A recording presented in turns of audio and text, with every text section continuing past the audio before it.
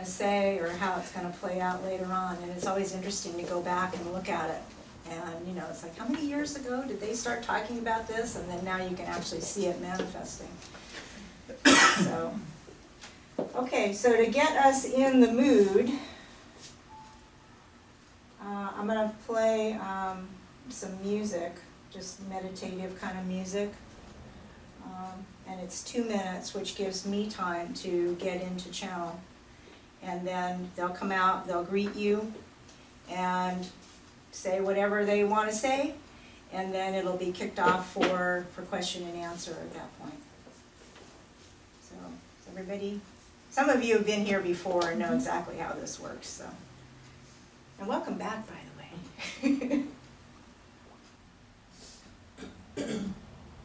Welcome to all that attend this event this evening, and to others that watch it at a later time. You will notice that this information will be timeless as the energy patterns move in and out. But there are some events that are more pressing and more current than the normal energy patterns that you are experiencing. As was mentioned by the channel, we wanted to take the opportunity to talk very briefly about the use of labels and how labels are being used to manipulate things in your environment. We only ask that you have awareness on an ongoing basis of the labels and the manipulation. They are being used to throw you off your path and to divide you from others. You are not ever separate from any other energy or energy being. But in 3D, we are noticing a divide and conquer type of strategy being employed. We suggest that you not try and confront this from a third dimensional level, as it will only create more discourse and dis-ease. What we suggest is that you entertain the idea of working on this energetically. And those that are aware of their spiritual paths, which is not the majority of the people currently here, but those of you who are aware and are interested, you are an all-powerful creator being. Please don't forget that you have the ability to do whatever it is you would like to do with your path. We have noticed that there is an increase in negativity in the environment, and many that are sensitive and aware are wanting to, for want of a better way of putting it, hide under the bed. But this is not the way to address this. The way to address this is very aggressively, but not in 3D, dear ones. That would be very problematic for you. So you can be quiet and be calm and handle these energies, knowing what they are and why they are being used. And you can negate that energy and neutralize that energy. You have full power to do this. And you will have a much more pleasant day-to-day three-dimensional life if you can get yourself into constant awareness and discernment of what you are hearing and seeing in your environment. Please be very careful with things that people will tell you are facts. And please listen with your heart space as to whether or not something is a fact or not a fact. In some cases, it makes a difference for you to know if something is true or not true. In those cases, please do your due diligence to look for truth. You should be natural seekers of truth to begin with. So we are not suggesting anything that is not part of your natural energy flow. What we are suggesting is that these energies are taking people off track and causing disappointment and a feeling of aloneness and isolation. So when you can get together in groups of like-minded and do energy work, we would suggest this as a very positive thing to do. And yes, it can be done very quietly. There's no need to take to the streets and protest, as they say. But you can protest within your own personal space, and you can eradicate that negativity from your space. Now, if you can imagine, if every person eradicated the negative energy from their space, what would this world look like?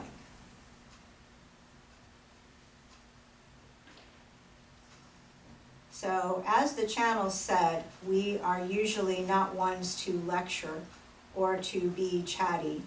We are here to be of assistance to you on your journey, and we hope that once you leave here, that you will leave with information that will be helpful to you. So at this time, we will open up for your questions.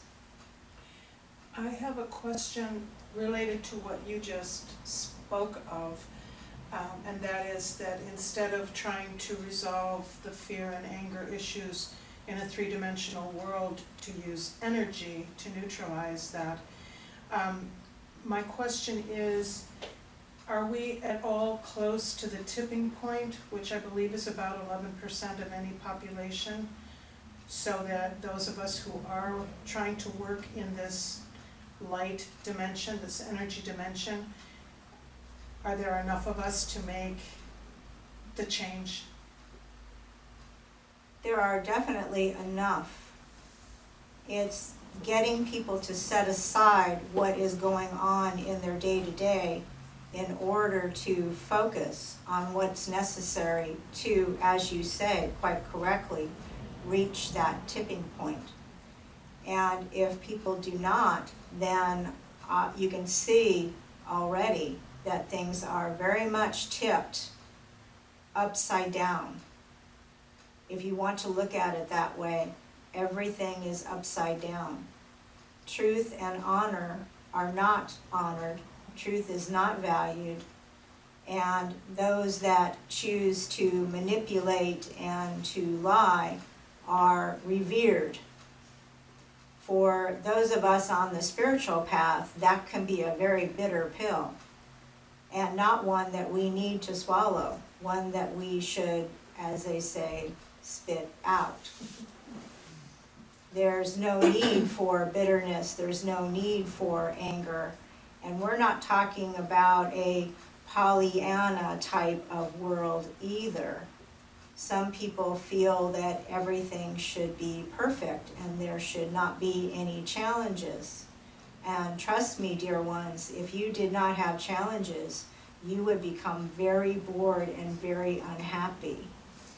It is the challenges that promote growth and give you your sense of accomplishment, and how you handle the opportunities that come to you. You may notice that any opportunity also has challenges. So they present as positive, but also, oh gee, there's this other thing that I have to deal with as well. This is all by design. This is not that you did not create in the way that you needed to create. All situations have to be discerned and determined what we want to do with them. including dismissing and walking away. Thank you.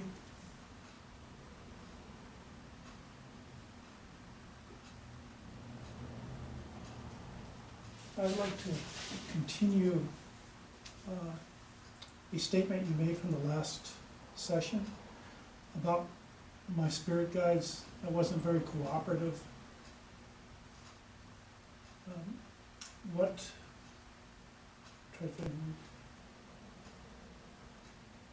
challenges do I need to work on, or ways I'm not cooperating? What should I be doing that I'm not doing?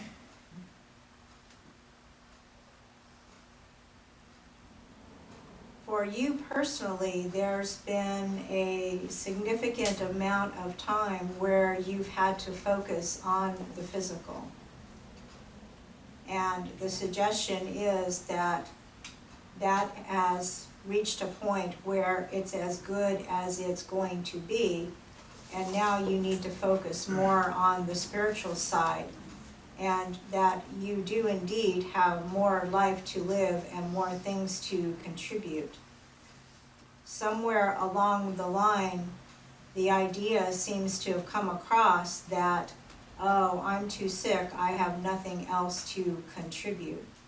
We would suggest that you re-examine that thought as not being an accurate thought, and start creating what you would like to experience next. Thank you.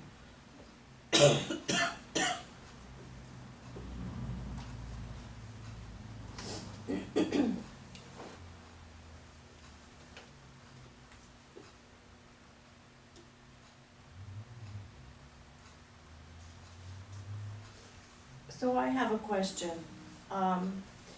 So the spiritual part of my travels to Ireland brought me to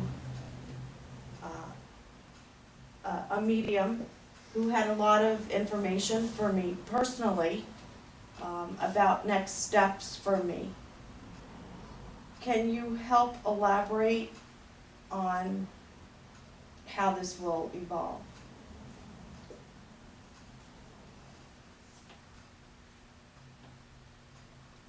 Next steps really have to do with what you would like to do with this space. And if you would like this space to be a little more active than what it has been prior, this is a decision that you will need to make.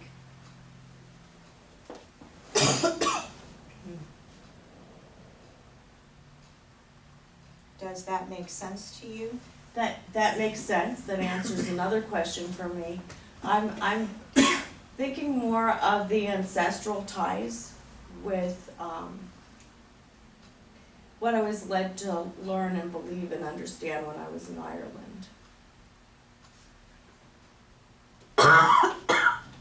You were indeed led to very familiar energies, and you did sense them when you came across them very strongly. Other areas were just fun and playing tourist, but there were specific spots I'm sensing that you had significant energy feelings come across you. So I always feel as though when I have revelations like that, there's something I'm supposed to do with it. I never feel as though it's just a gift. I always feel as though there's a purpose. The energies are to be incorporated into your being and brought back with you. And to a degree, you still have some of that energy feeling with you. The suggestion is that you spend some time reliving in your mind's eye the energy spots that you observed and how you felt, and keep them fresh. Otherwise, the memories can dissipate. Okay, thank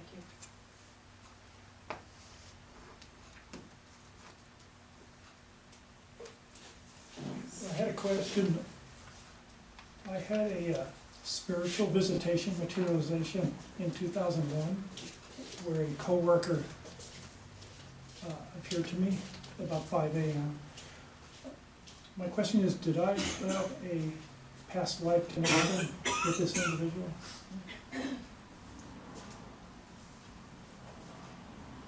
There was a connection that was similar to a brother-sister type of feeling when this person was alive. And there seems to have been feelings of regret that this person was trying to get you past those feelings. This brings up the subject of soul groups and people that reincarnate together to engage once they get here in the three-dimensional realm. Which also brings us back to labels, because labels only exist in 3-dimension. And so if you would consider yourselves to be actors and actresses in a play, then anyone can play any particular character in order for the drama to unfold. And it's very much the same with these soul groups. These people are the people that you meet for the first time and feel like you have known them your entire lives. That's the easiest way to tell if you've met someone from your soul group. They are put together for the purpose of learning and growth. Thank you. I feel that you may have answered this question already. However, I'd like to know my future metaphysically and musically.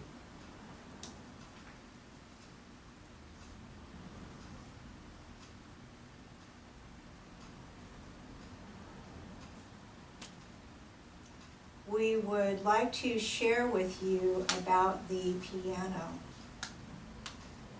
and that the notes that are hit on the piano also have a vibratory frequency. So as you are playing music, you are also creating an energetic pattern. Does this make sense to you? Yes.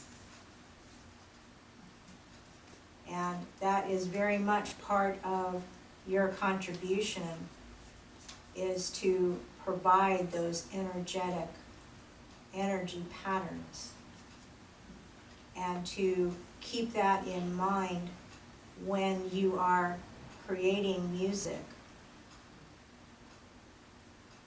You can also play existing music. We don't mean to say that you can't, but you also have the ability to create music.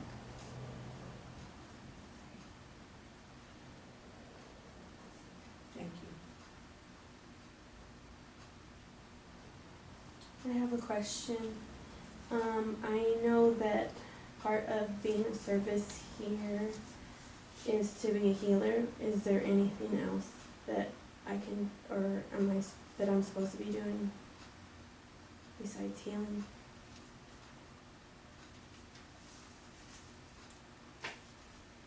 This we can answer actually for everyone, which is that the primary focus before anything else is the healing of oneself.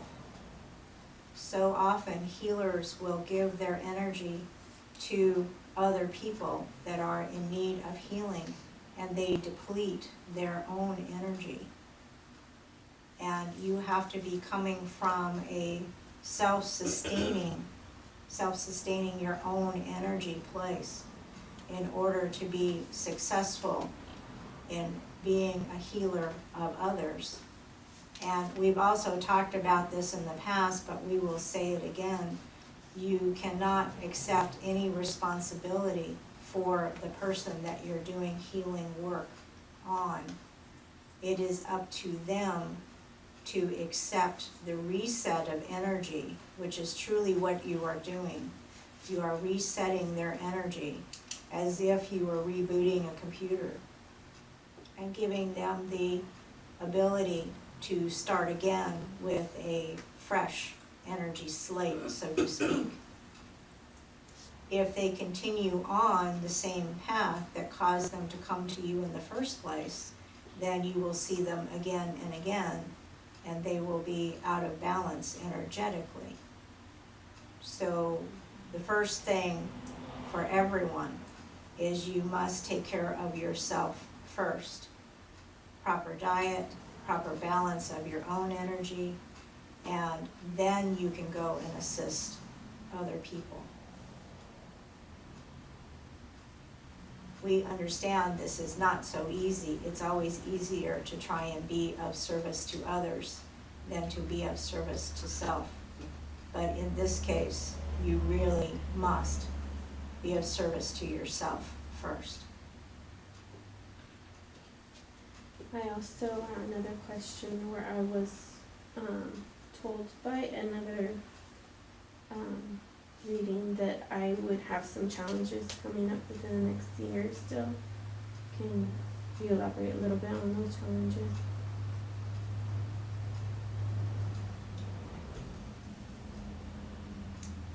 There will be financial challenges for many. And we suggest that you look other ways as opposed to the exchange of money, such as bartering of services and things of that nature. There is a pretty high likelihood that the monetary system will have significant changes occur. We don't want to sound alarming, but there will be a correction, if you want to put it in stock market terms. That correction can be fairly severe for those that are very tied into the monetary system. We would like for people to entertain the idea that perhaps being a light worker and not being so involved in the monetary system is actually a blessing in disguise. And we hope that you will look for other ways to interact with each other for the exchange of services. Thank you. That brings up a question for me about doing more of energy exchanges instead of relying on the monetary system. Is there a sense of what time frame we're looking at for the disintegration or dismemberment of the current system we're under? It is currently being held up artificially. You are aware of this, are you not? So it is dependent upon a very few, and we do mean very few people, as to how long it will continue. Right now, it is to their interest to have it continue. When we reach the point that is no longer to their interest, they will let it fall. And sad to say, dear ones, they have no concern for the aftermath of that. They are putting all of their plans in place. They have mostly left the United States already. So if you want to do some research, look at some of the names that you know that have large sums of money, billionaires, and you'll find that they don't reside here anymore. So you need to observe their behavior in order to determine what the time frame might be. It is so arbitrary that it would be hard for us to predict. For now, they're keeping it going, but it is backed by literally nothing. and has been for a large number of years. So we also want to be clear, this is not a political statement of any particular political party. This is a system that's been in place for a very long time, and it's actively being dismantled by people in very high places that no longer feel it is of use to them. I had a question, it's kind of a continuation of your previous statement.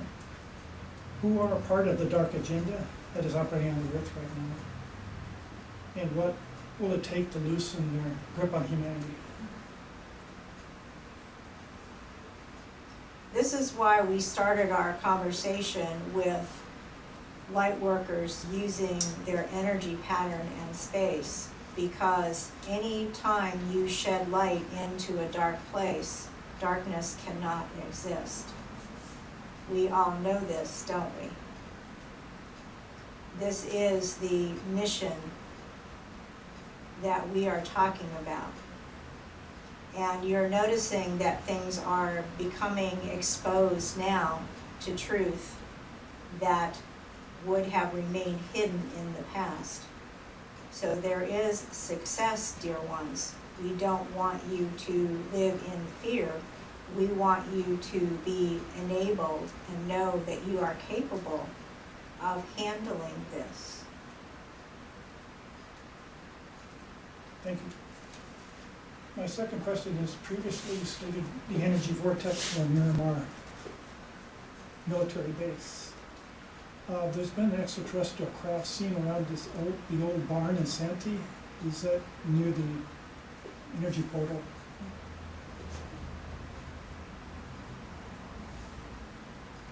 It can be very difficult to ascertain whether or not this is man-made or not, because, trust me, dear ones, there is technology that exists that you have not seen.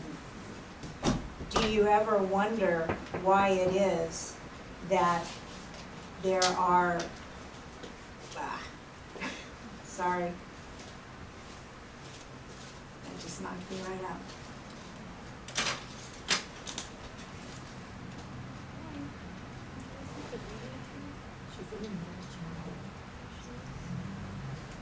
Well, she can come in now because I'm out, so.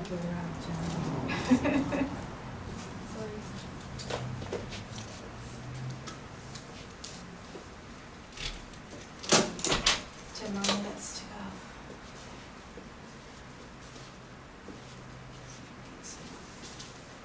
go. I'm sure I was saying something wonderful. I have no idea what. Getting back. Good there. They'll continue. Oh, yeah. Here you go. It's right there. Your phone's off, right? Yes. Oh, crap. I'm so sorry.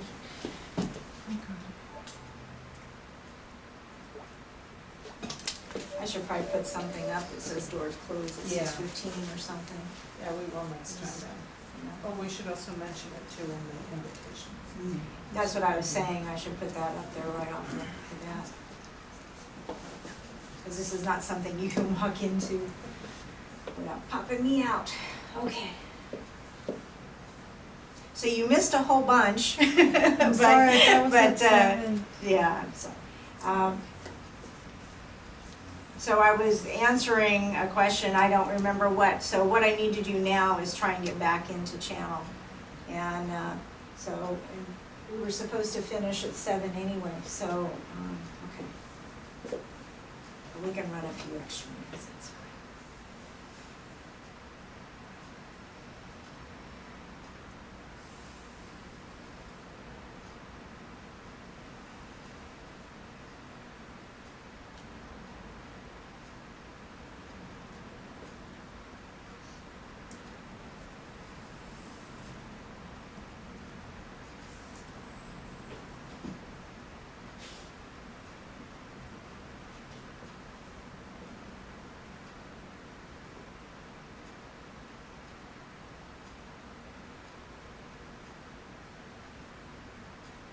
So sorry. It does not take much. The channel is very fine-tuned.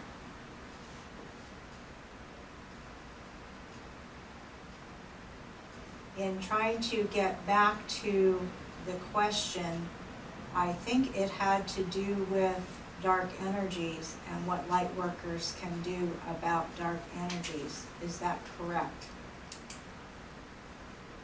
It was about the vortex near Santee. Oh yes, we've gone back one question too far.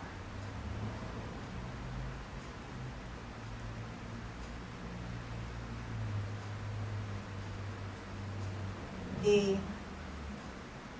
sightings that people are seeing, it can be very difficult to ascertain what is man-made and what is not, as there are technologies that regular people do not have access to or awareness of. Billions and billions of dollars are spent out of the budget invisibly on these projects. From time to time, they have to test craft and people will see them, but that does not mean that they come from another planet. As a matter of fact, what people in normal terms in the culture consider to be alien are actually interdimensional. They're not flying in aircraft from one planet to another planet.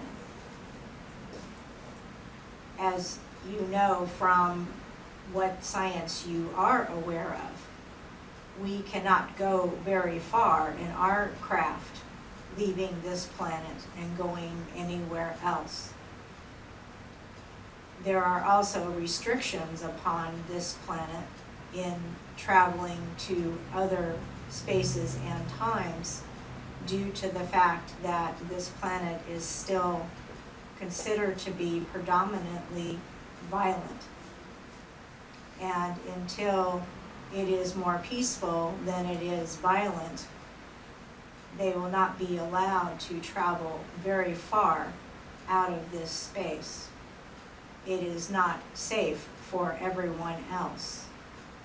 We hope that that does not offend you and that you take it as more of a challenge to become more peaceful beings. As the more peaceful you are, the more exploration that you can avail yourself to.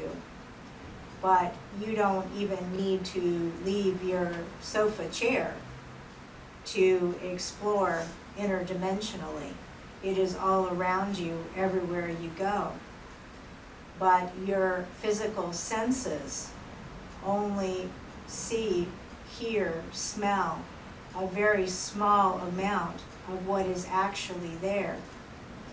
For those that might challenge this thought, we suggest that you look at the family dog. The family dog can hear things that you cannot hear and smell things that you cannot smell. So even our furry little friends have more awareness than we do. So we laugh a little that humans consider themselves to be superior beings. They certainly have the capability to be superior beings and need to have the same level of awareness as everything in nature. Everything in nature is aware that it is part of the whole and all interconnected. And everything feeds upon itself, does it not? So it is in a spirit of cooperation that the lion hunts his prey. And the prey has cooperated, and so has the lion. And that is the nature of all things.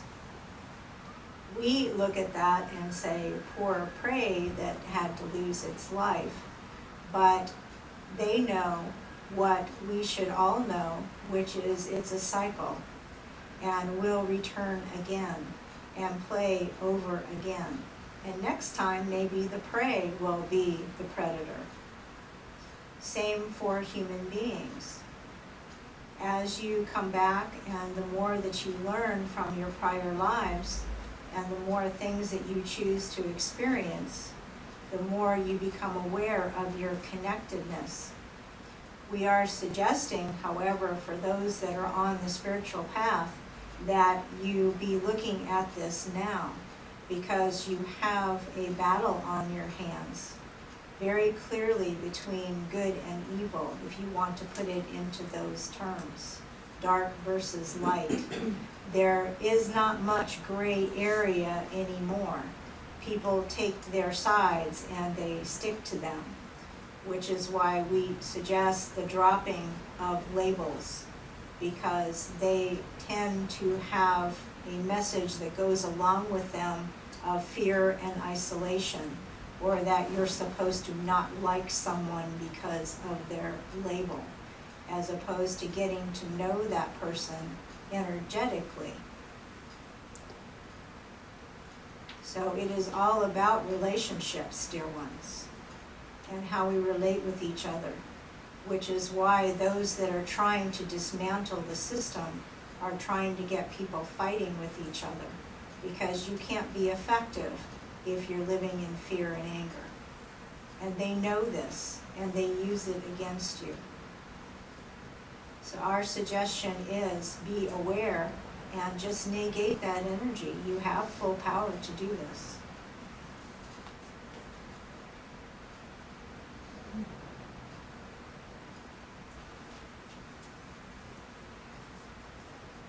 I have a question.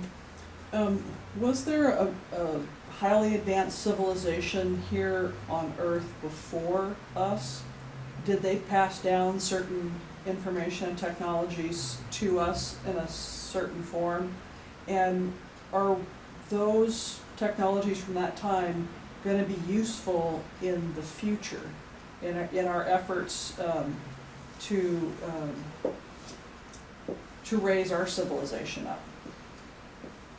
Your question is an excellent one, as yes, other civilizations have lived very advanced technological societies, and the information is lost to most.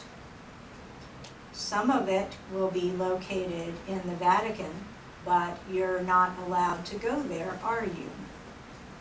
And they are the keeper of all secrets, which is quite interesting considering that they're a religious organization, but they suppress. They don't want people to be aware that there have been civilizations before this one. Human beings like to feel like they're the most advanced thing that is going, do they not? In fact, civilizations have fallen. Even in your history books that you are allowed to read, civilizations have fallen. And they always come back, don't they, dear ones? And so, yes, indeed, you can see evidence where there were oceans, what is now desert.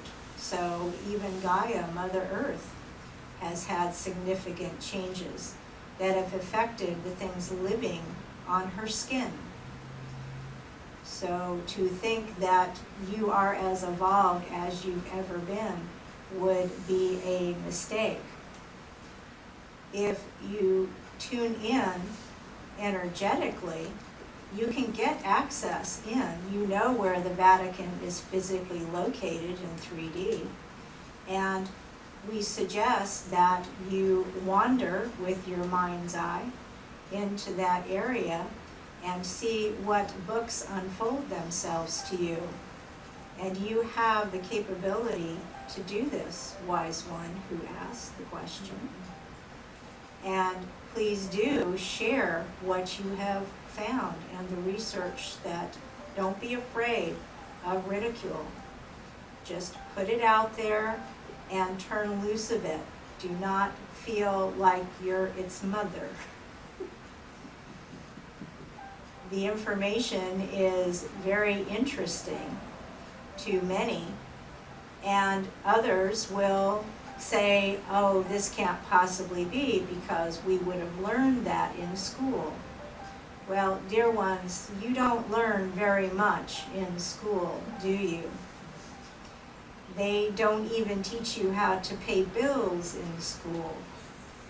And the higher the education, it seems, the less practical the information is to the human being trying to live their life.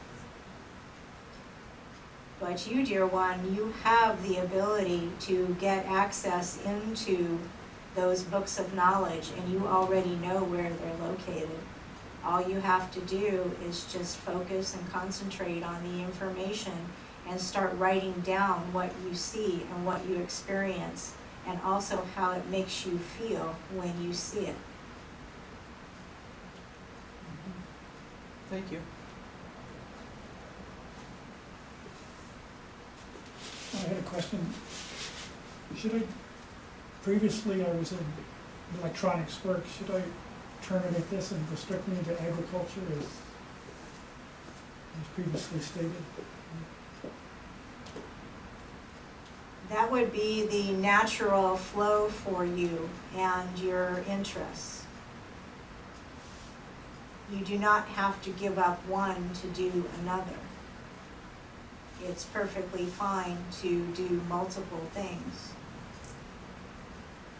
It's more about the forward movement and the learning and the growth than it is about the specifics of what you do or where you do it.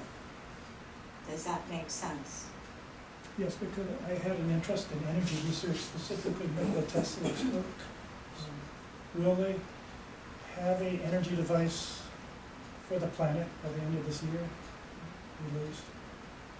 The energy devices already exist. They are being suppressed. They've existed, well, they existed even in ancient times. Should we see an energy device for the average person released this year to the public?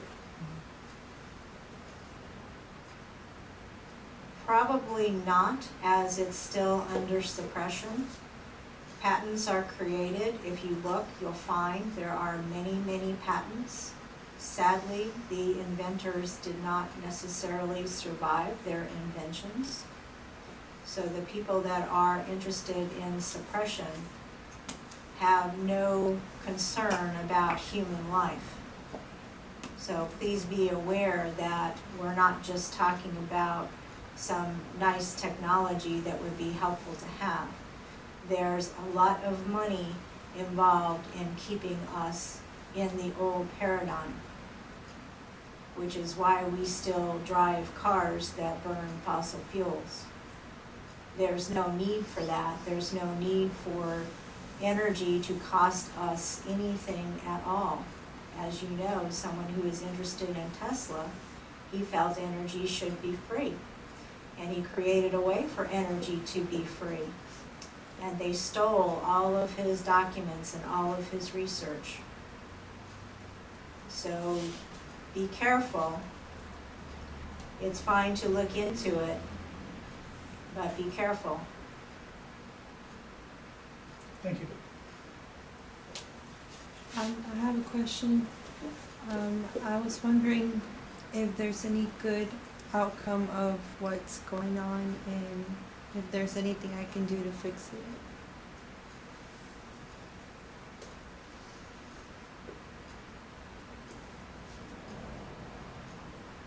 If we're picking up your energy correctly, you're actually referring to a personal circumstance. Is this correct?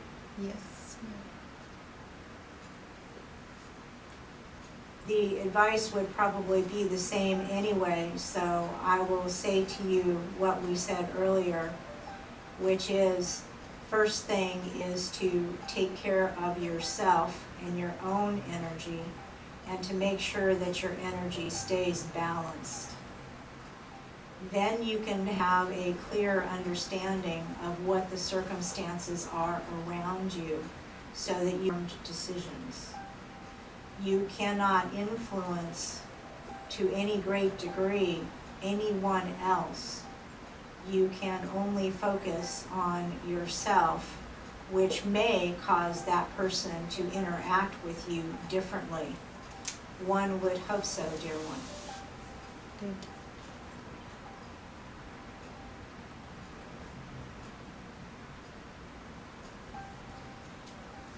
So I am aware of the angels more frequently, and I'm wondering if this is global positioning with the angels, or does this become individual awareness?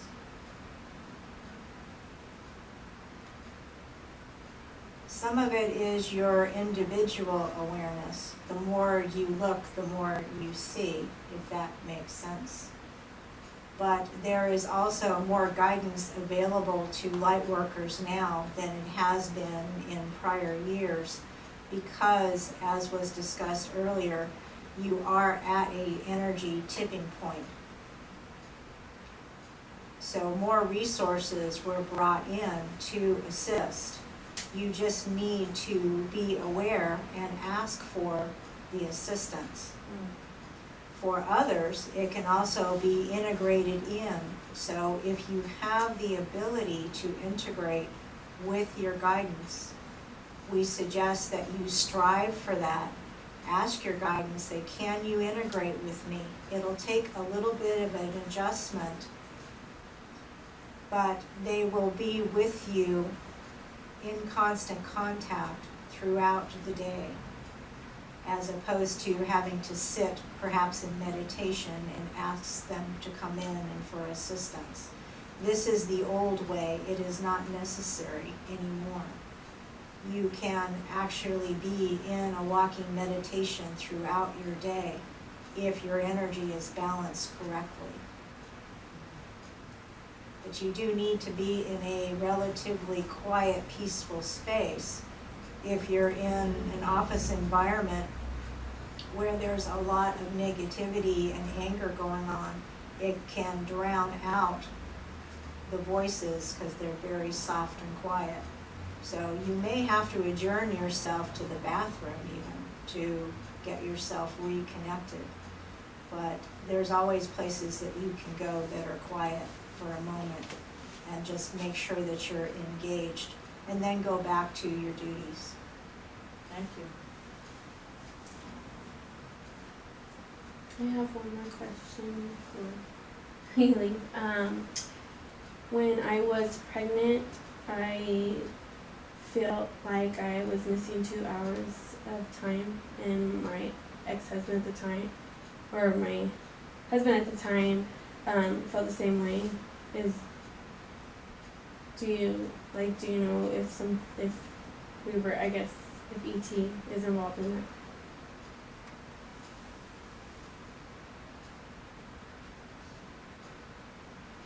It would seem that you experienced an energy slip in time, which can happen depending upon your focus.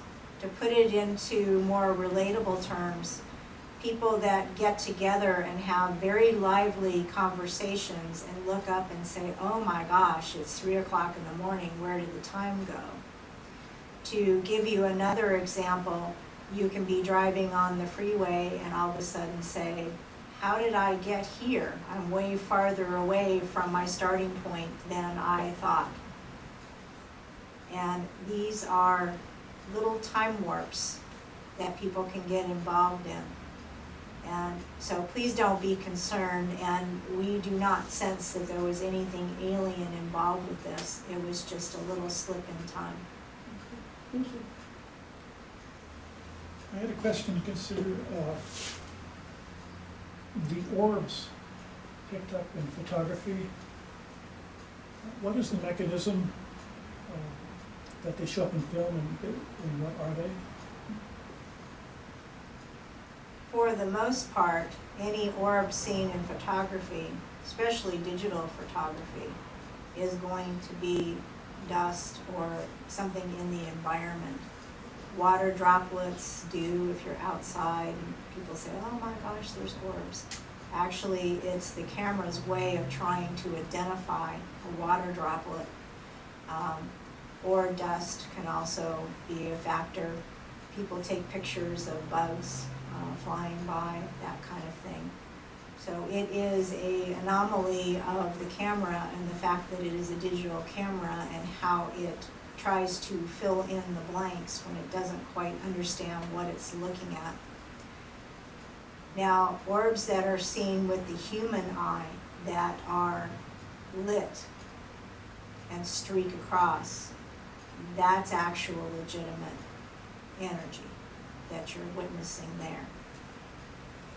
So for the most part, anything that is captured on film is going to be suspect as just being an environmental anomaly. Well, the second question is, it seems that when spirit enters into our dimension, there is draws an energy from an area. Can that cause condensation, which could create an orb in the camera due to the cooling off of the localized area? People do experience cold spots, and for want of a better way of putting it, it's like opening a door on a cold day.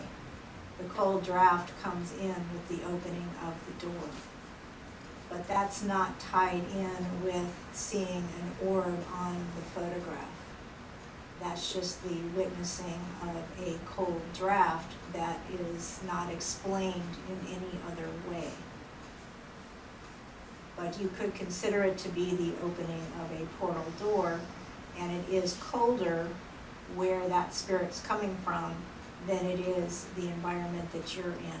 And so you experience the coldness as they come through. It is not an energy drain, it is just a coldness.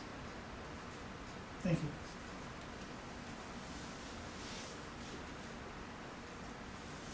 So I think we have gone past time. Is there any more questions before we leave?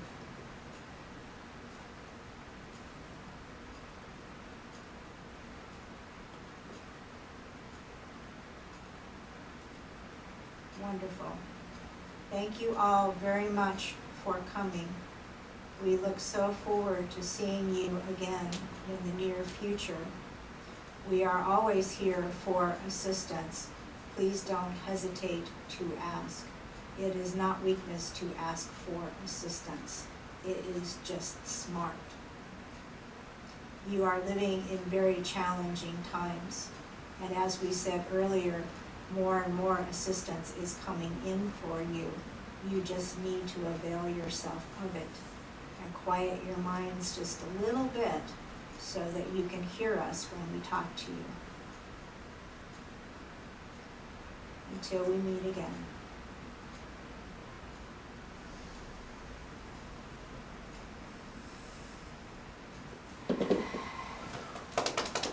Blood flowing. Good.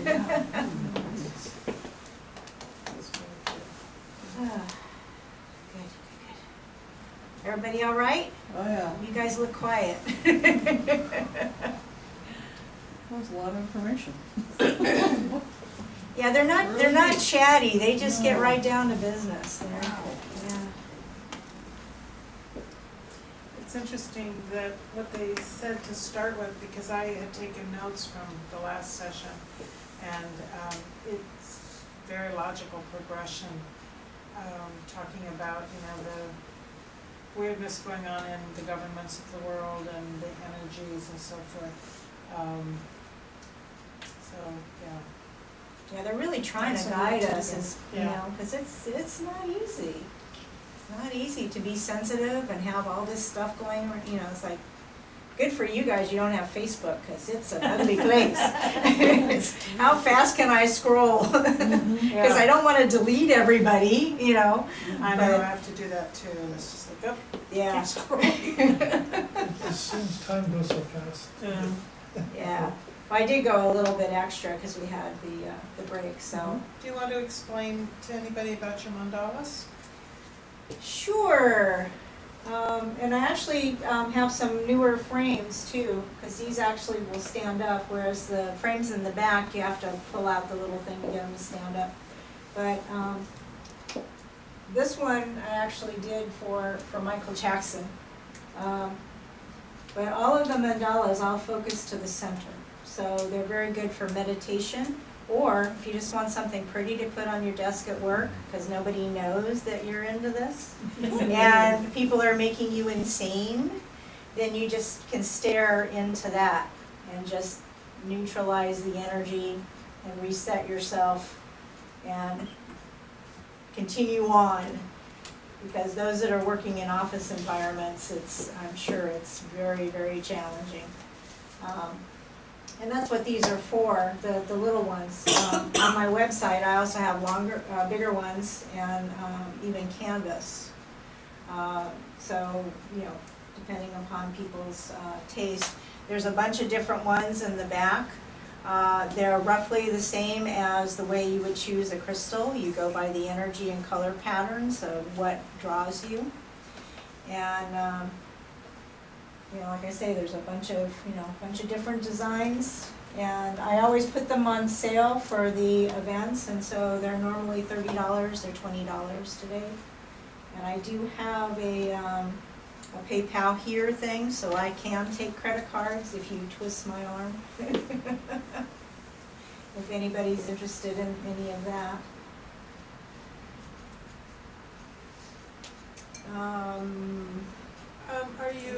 You talked about your website, are you available for individual readings, or?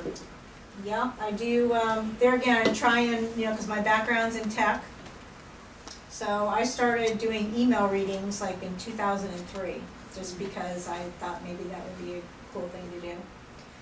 And to give you an engineering story, so I still do email readings, and I do traditional Skype phone readings too, if you want. We get more into your own specific paths and that kind of thing. But I set up, this website. It's like, yeah, and I did them for free back then, just because I was trying to try it out to see what was going on. And so this guy contacts me in just one sentence: "Tell me about my son." Okay. So I tune in because I can actually pick up the energy off the email. Everything's transported energetically. And so I'm getting, in my mind's eye, clairvoyantly, I'm getting an image of his son, about 18, 19 years old. He's standing in front of a coffin, so I know he's deceased. And he has this necklace in his hand, and he's showing it to me. It's like, so I dutifully type this out. It's like, this is what I got. And the guy responds back and he says, "Oh my God, you talked to my son, because that necklace has been missing since the day he died. We've been looking for it." And so he's saying, remember the necklace. And long story short, this guy was an engineer for Bell Labs. And there's a device on my website called a psychophone, which there's been a lot of conversation whether Edison was working on a device to talk to the dead or not.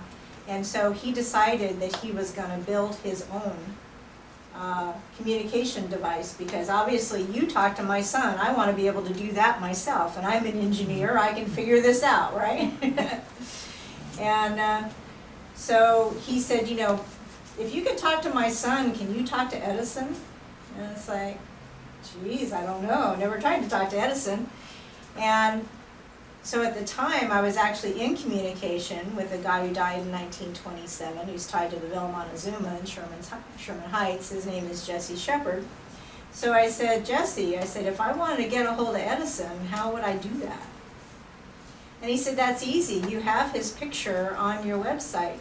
Focus on the picture and say energetically, I want to go talk to this person in this picture. And so the engineer had all these questions, and they were engineering questions, which I have no clue. And so I connected up, and he said he was Edison. So it's like, okay, then you should be able to answer these. And so he asked all the questions that he had about, this device that Edison was working on. And so I typed all the answers out, sent it back to the engineer, and I don't hear anything. So I wait like a couple weeks, and it's like, any of that makes sense to you? And he goes, yeah, I'm working on it in my garage, leave me alone. It's like, yeah, you're an engineer. Well, buddy, I wanted to, yeah, it's just I came across your work from the Del Coronado case. I came from a scientific background, and the readings you gave me were have validated themselves. And when you contacted my mother, the phrases she used were specifically to her. There's Yeah. things that she used everyday slang that she would have no idea. And also the information I got from the Del Coronado case, that was, but Yeah, I've done a Well, lot of the field research person- work as yeah, a the medium. person- So the some of the most famous locations that are known to be haunted, Hotel Del, Whaley House, on Villa Cosmopolitan Hotel. Montezuma, Cosmopolitan. I've done field research work at all of those locations, trying to figure out why those folks are still hanging around. And in the case of the Hotel Del, I think we managed to get her enough information that she's now left. Yeah, I stayed at her room last October and there was no activity, so she may have moved on with the Yeah, I'm pretty sure she's gone, but she's not the only, every place always has their token, especially hotels, their token ghost. But she was misidentified, she didn't know what happened to her, and so there's a lot of mystery around that, and the cases are really fascinating. Unfortunately, I was not very realistic because I thought, okay, well, once we get this all straightened out, then they'll quit telling that really awful story. No, because it's in their marketing plan. It's like, no, well, there were descendants of Tom Morgan, who's accused of murdering Kate Morgan, and she's not even Kate Morgan. So there's actually family members that are still alive that are trying to get his name cleared, so it's not just, because they say, oh, well, it's just history, it's not hurting anything. Well, yeah, it does.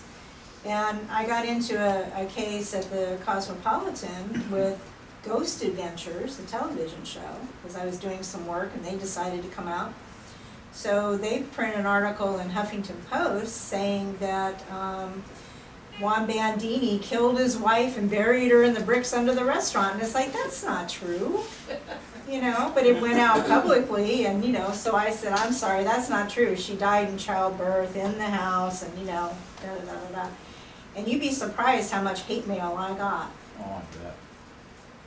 And it's like, well, but they're descendants living in Coronado of Juan Bandini, and when they saw that article in HuffPo, they contacted the Cosmopolitan and said, you need to fix this or we're gonna sue you, we're gonna sue the production company. So if you ever look at the episode that they did at the Cosmopolitan Hotel, compare what's in the Huffington Post article to what actually is in the episode. It's the most boring episode they ever did because the production company said, okay, we will straighten out anything that is not correct. And so all you have is them shooting shots at the saloon in the front, and it was root beer, but it's the most boring episode ever because everything was not truthful and correct. But there's still family members that are tied to these locations and, they get very upset. So but it's very, very interesting work. So I've worked with almost all of the shows that are on television and, sadly they're not very good. But, the public wants to be scared.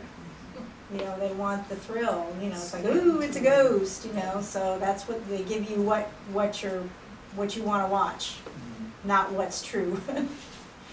Because the truth of the matter is it's usually very heartwarming because you're connecting with somebody, somebody's mother and, the mother's giving you all the information that means something to that person or, even with these historical cases, it's a real person that had a real life with real tragedy in it, and so there's no demons under the bed. I haven't run across any, but demon-free zone here. It's like, no thanks.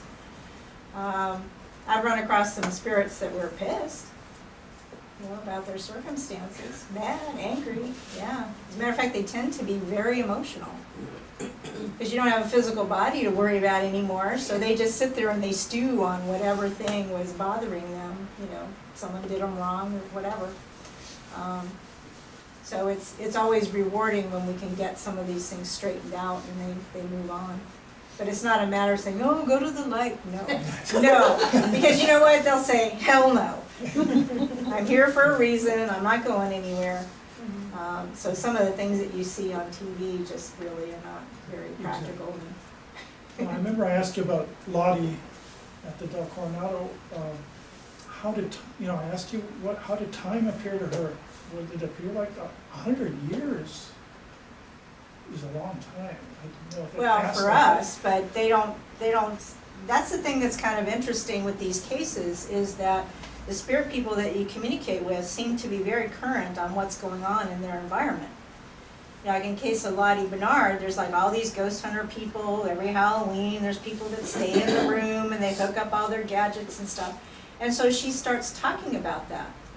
And really in a sad way, because she said, yeah, they all come in, they all say they want to help, because that's the ghost hunter logo thing, we're here to help.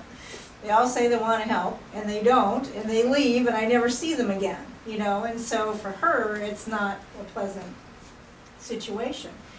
But as we were working in the room, my research partner and I, she started trying to learn new words, like microphone, because we were having trouble with the mics, and so we're talking back and forth, and that was a completely foreign word to her. She died in 1892, she doesn't know what a microphone is. But she's trying to learn, and isn't that an interesting thing? And the same thing with Thomas Whaley at Whaley House, very much aware of his environment. He started talking about, which is fascinating to me, he's saying, you need to go look up my papers because Alonzo Horton has little designated areas around San Diego that are gonna, become a huge problem. And of course, I was trying to bounce everything off historically. And when they built the downtown ballpark, the sidewalks, Horton property, so they had to pay off the Horton family descendants. The courthouse downtown, same thing. If it's used for anything other than a courthouse, they have to pay his descendants. Now see, Whaley's pissed because Whaley's saying, yeah, that guy screwed me over and, burnt my store and, so he made sure that that would not happen to him and he'd always be protected from time immemorial. And that's exactly what he did. So there are, in fact, historically, same thing with Horton Plaza, that ugly fountain that's out there with the little garden around it? Yeah. That belongs to the Horton family. And if it ever is, so they built all of Horton Plaza, all around it, and kept that ugly little fountain, because they gotta pay very dearly if they wanna remove it. And so, but Thomas Whaley is telling me this. But when Thomas Whaley was alive, that fountain was there too. That fountain's been there that long. The really interesting, and when things prove out historically, Lottie was giving us information about rooms that don't exist present day. But we went and looked up the documents in the Library of Congress, and that room existed in 1892, doesn't exist now. And so they are learning when they come into the 3D environment and they interact with somebody like me or even just regular people in the environment. They're observing and they're learning from that. So to me, that says we exist after we leave here, because then who am I talking to then? Yeah. And you can say I'm, crazy nut job, but when it proves out historically and you're sitting there saying, well, yeah, okay. You said something interesting that how it matters to the families now. And I was thinking about what Susan had said and her experiences when she went to Ireland and had these connections with these places and her ancestors. It's like, how does that play out now? Like, how does it matter to the families now? What happened then, and what are our experiences now? I mean, does that make any sense? Well, in the case of the Bandinis, their relative was being accused of murder, and in a national publication. So yeah, they were upset. One, because it's not true, and two, because you're accusing him of committing a crime for the sake of a television show. Right. And the thing that's interesting is Huffington Post is all about clickbait, so they made it look like there was this big contention between me and the Ghost Adventures show. Fact is, they said, please straighten us out, because we don't want to be sued. You know, because I'm just a third party, and, you know, but I do a lot of historical research, and so I said, okay, here's what's true. So there was no contention between me and the show. The production company was more than happy to help me out, you know, and they removed everything in there that Zach said that was not true. But that HuffPost article still exists out there, and so people find it, and it's like, we hate you. It's like, I'm sorry, you're a victim of clickbait, and I hope you know what that is by now, because there was no contention. Could the connection shed more facts on the Lottie Bernard case than they previously knew? Were they allowed to do that? I don't think so. I don't think there's any more. I mean, there's more that I know that's not out publicly. I did find out recently, my research partner put out information that we were working on Ancestry.com, and an author took and copy pasted it and put it in her book. I saw that. Yeah, that was very disappointing. No credit at all for the, you know, it was like 5 years worth of work. But, you know, that's what happens. So there's more information that I have that I got from her that I can't prove historically, but it makes the story make sense. And it, you know, it's very easy to discredit the urban legend, I mean, in 5 minutes. But, you know, there again, they were talking about, the connection was talking about, you know, labeling and what you choose to believe, and when things get ingrained, you know, like urban legends and things like that, and everybody tells the same story over and over and over, it ceases to matter if it's true. And if someone like me comes along and says, guess what, historically, you're just getting mad at me because you're going against what I believe. So it's an interesting point that they're bringing out. I visited the Del Coronado today also. I strictly wanted to ask him if Maud Adams had ever acted there, and they said she might have. They weren't really sure. She's the character that the Somewhere in Time story was made into a movie is based on. That Jane Seymour played this role. They look similar. If you look at the photograph of Maud Adams. So there was a theater there, I found, which that was really. They said it might have been the Crown Room, or there's this other room that also has a stage. There have been plays in the 1800s. It was very common. We had playhouses here in San Diego too in the 1800s. And that was the source of entertainment was live plays. So, and of course the Hotel Del is just as, you know, big and, you know, magnificent as it was when it was new. That was one of the things I thought was an interesting tie-in too, was that this is Whaley info.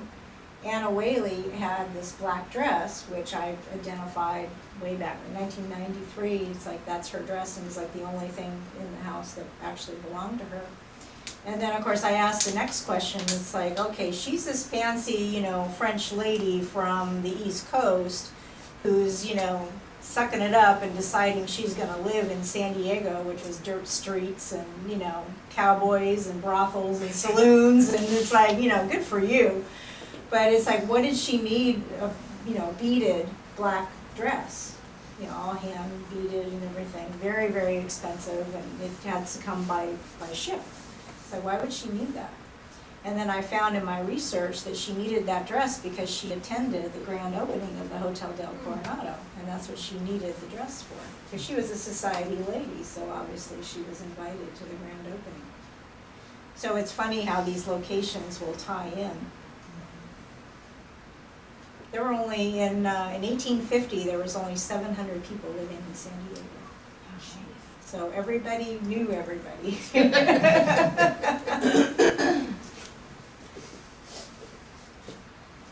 you so much. That was Oh, you're really, welcome. really great. And thank you, everybody, for coming. Hope you will come again.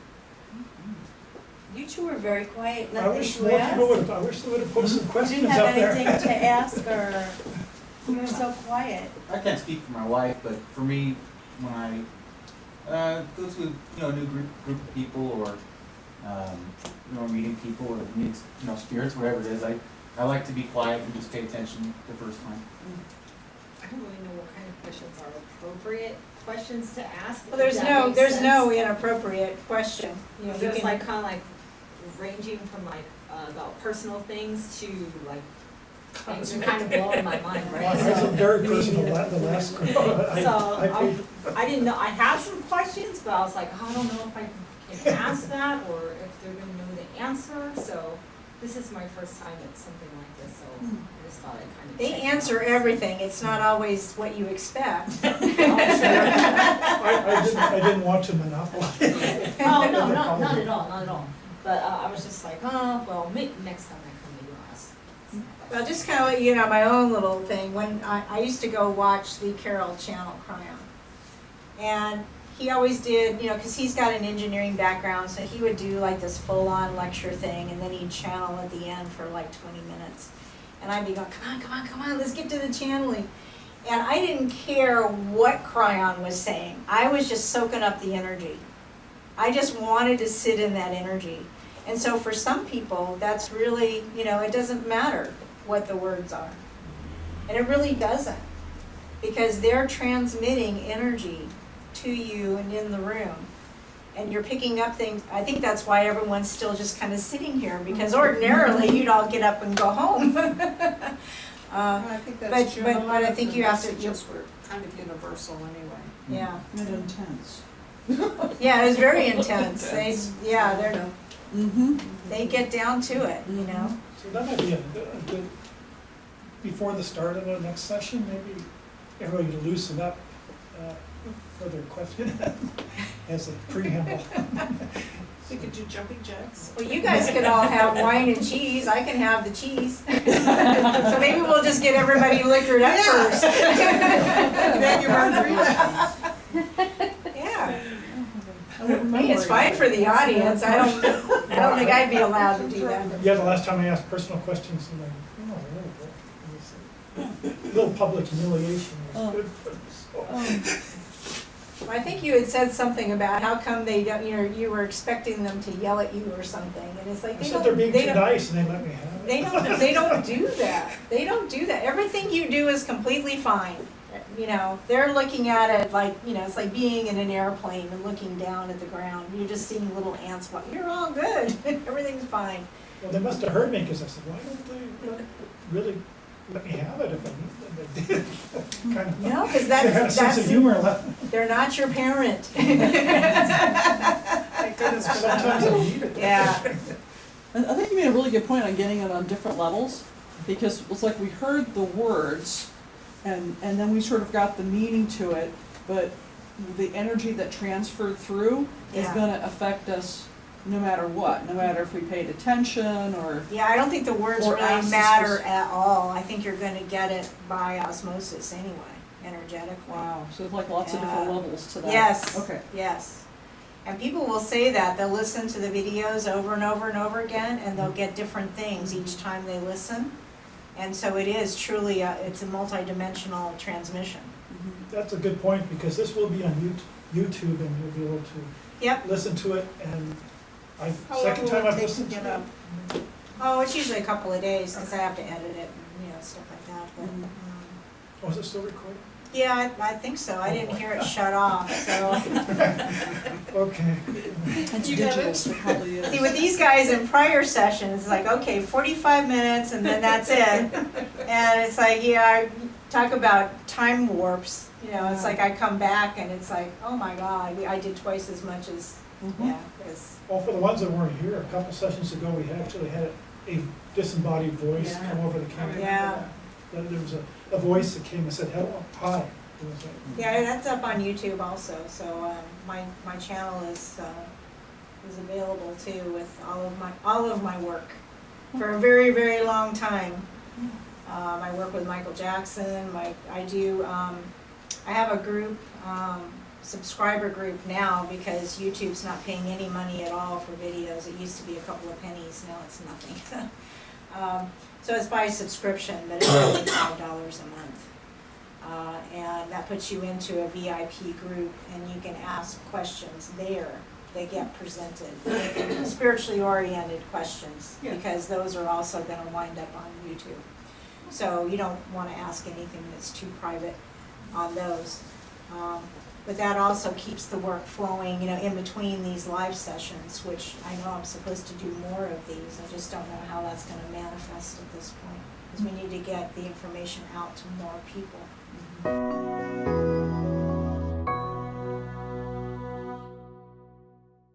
Please remember to subscribe, like, and comment if you want to see more videos.